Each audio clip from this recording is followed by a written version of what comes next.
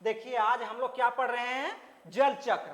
ठीक है, तो जल चक्र पढ़ रहे हैं तो सबसे पहले हम लोग क्या पढ़ते हैं, जल चक्र में जल कैसे रोटेट होते रहता है। मान लीजिए जो पृथ्वी पर अगर 100% जल है तो 100% ही ना रहेगा, 110% तो नहीं रहेगा, 100% ही रहेगा। तो इससे क्या होता है कि कैसे वो क्रिया करती है। सबसे पहले वाष्पित होता है, कहां से, समुद्र से होता है। समुद्र के बाद से पेड़ पौधे से भी होता है, झील से भी होता है और धरातल से भी होता है। और टोटल अगर बोला जाएगा जल की मात्रा में तो समुद्र में कितना परसेंट जल है, 97%। ठीक है, और स्थल भाग में 3%। ठीक है, तो यही ना हमेशा जल रोटेट होते रहता है। तो सबसे पहले क्या होता है, जल वाष्पीकरण होता है। ठीक है, कहां से, समुद्र से। तो समुद्र से कितना परसेंट जल वाष्प होता है, ये हम लोग देखिए।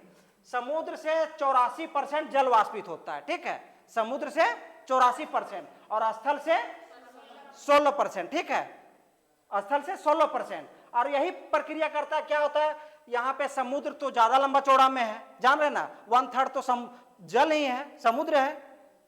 तो समुद्र 1/3 भाग है। तो यहां से क्या होता है कि वाष्पीकरण होता है। वाष्पीकरण होकर के क्या होता है कि जा करके फिर भाप बन के उड़ता है और उड़ने के बाद यहाँ पर संघनन क्रिया होता है। संघनन क्रिया होकर के वायुमंडल में जा करके क्या होता है, बादल का निर्माण करता है और बादल का निर्माण होकर के फिर वापस वर्षा होती है। ठीक है, वापस वर्षा होती है, जल चक्र चलता ही रहता है। उसके बाद अगर नेक्स्ट देखा जाए कि वर्षा कहाँ कितना मात्रा में होता है, तो सबसे पहले हम देखेंगे कि समुद्र में 77% वर्षा होती है। ठीक है, समुद्र में कितना परसेंट वर्षा होती है, 77%। और स्थल भाग में 23%। और ये हम लोग पहले देख चुके हैं कि जल की मात्रा समुद्र में 97% है और स्थल में कितना है, 3%। ठीक है, और जब वाष्पीकरण के मामले में अगर देखा जाए तो 84% समुद्र से वाष्पीकरण हो रहा है और 16% स्थल से हो रहा है। और वर्षा के मामले में अगर देखा जाए तो क्या होता है कि वर्षा सबसे ज्यादा तो समुद्र में होता है, लेकिन प्रतिशत के हिसाब से अगर देखा जाए तो वर्षण समुद्र में 77% होता है और स्थल भाग में 23% होता है।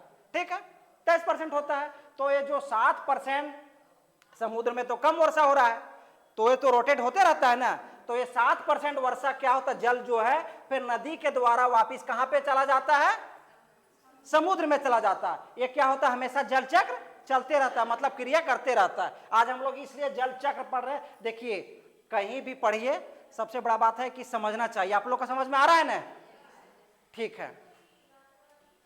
नेक्स्ट देखिए, ठीक है, नेक्स्ट अगर जल का अधिवास क्षेत्र के बारे में अगर देखा जाए, जल का अधिवास क्षेत्र कहाँ कितना परसेंट जल है, तो सबसे पहले देखा जाए हिम के क्षेत्र में, बर्फ के क्षेत्र में, हिम जो आप चले जाइए ध्रुवीय क्षेत्र, वहां पे तो पूरा बर्फ ही बर्फ बना हुआ है। तो सबसे ज्यादा परसेंटेज में आपको 75% हिमाच्छादित क्षेत्र में जल पाया जाता है। कितना, 75%। ठीक है, और वायुमंडल में हमेशा जल कितना परसेंट बना हुआ रहता है, 0.0355%। ये इंपॉर्टेंट है, ये हमेशा क्वेश्चन आप लोग का आएगा कि वायुमंडल में हमेशा जल कितना परसेंट बना रहता है, 0.035%। उसके बाद नदी में कितना रहता है, तो 0.300%। ठीक है, उसके बाद झील में कितना रहता है, तो झील में 0.300%। मृदा के नमी के रूप में 0.060%। अगर टोटल करके देखिएगा तो 75.42 होता है। ठीक है, और भूमिगत जल के रूप में अगर देखा जाए तो 24.58% रहता है। तो अगर टोटल का अगर करते हैं तो 100% आता है। तो यही ना, अगर मान लिया जल समुद्र में हो या नदी में हो या फिर वायुमंडल में हो, हमेशा वो 100% ही बना हुआ रहता है। ठीक है, तो क्या हम लोग पढ़ रहे हैं आज, जल चक्र। ठीक है, तो इसका जल चक्र है तो कुछ हिमाच्छादित क्षेत्र से भी वाष्पीकरण होता है। वायुमंडल में जो जल रहता है वो कहीं वायुमंडल में अगर देखिएगा प्रत्येक दिन कहीं ना कहीं वर्षा होती है, प्रत्येक दिन वर्षा होती है ना।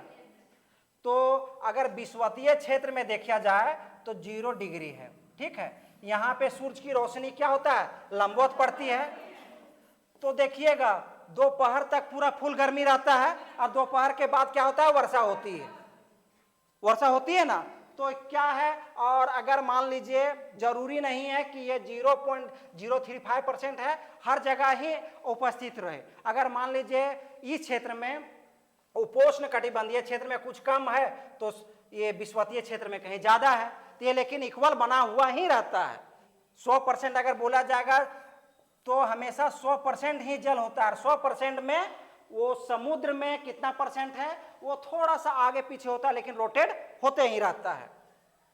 ठीक, नेक्स्ट अगर देखते हैं, नेक्स्ट अगर बोला जाएगा जल का अधिवास क्षेत्र अवधि के रूप में, तो कहां पे कितना दिन तक पानी जल रह सकता है। ठीक है, तो वायुमंडल में अगर जल देखा जाए तो अगर जो कितना परसेंट 0.035% है जो आज वाष्प हुआ, ठीक है, वाष्पीकृत हुआ, तो वाष्पीकृत कहीं से भी हो सकता है ना, तो वो 10 दिन तक वो वायुमंडल में बना हुआ रहता है, फिर वापिस वो फिर नीचे आता ही है जल बन करके। ठीक है, फिर ये रोटेट होते रहता है। फिर नदी में क्या होता है, कोई भी जल 2 सप्ताह तक बना हुआ रहता है, झील में 10 सप्ताह, मृदा में 2 से 50 सप्ताह, भूमिगत जल के रूप में 1 से 10,000 वर्ष तक बना हुआ रहता है, और समुद्र में 3600 वर्ष, और ध्रुवीय हिमानी के रूप में कहां बना रहता है, कितने दिन तक, तो 15,000 वर्ष तक। ठीक है, नेक्स्ट देखते हैं।